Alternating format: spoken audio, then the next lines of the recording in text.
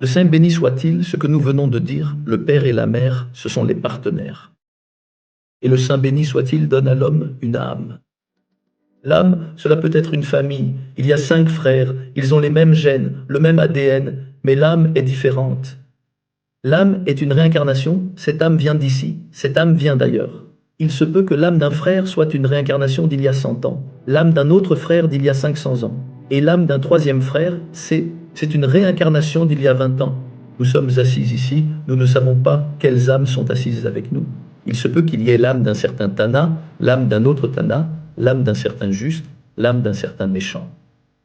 Nous sommes tous des réincarnations, nous sommes un monde de réincarnation.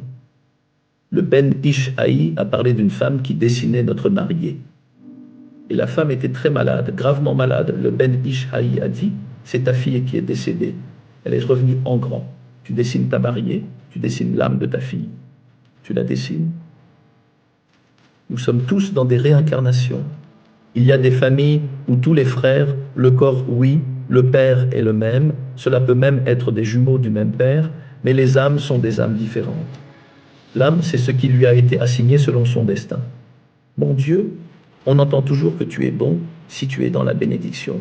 Tu as créé, tu as insufflé, tu préserves dans mon cœur. L'âme est quelque chose de sacré, sacré est l'âme. C'est la chose la plus sacrée. L'âme, c'est quelque chose de divin. C'est en cela que nous sommes choisis. Et plus que tous les peuples, c'est l'âme, c'est ce que possède le peuple d'Israël. L'âme, c'est ce que possède le peuple d'Israël. L'âme, qui est quelque chose de divin que les nations du monde n'ont pas. Les nations du monde n'ont pas l'âme.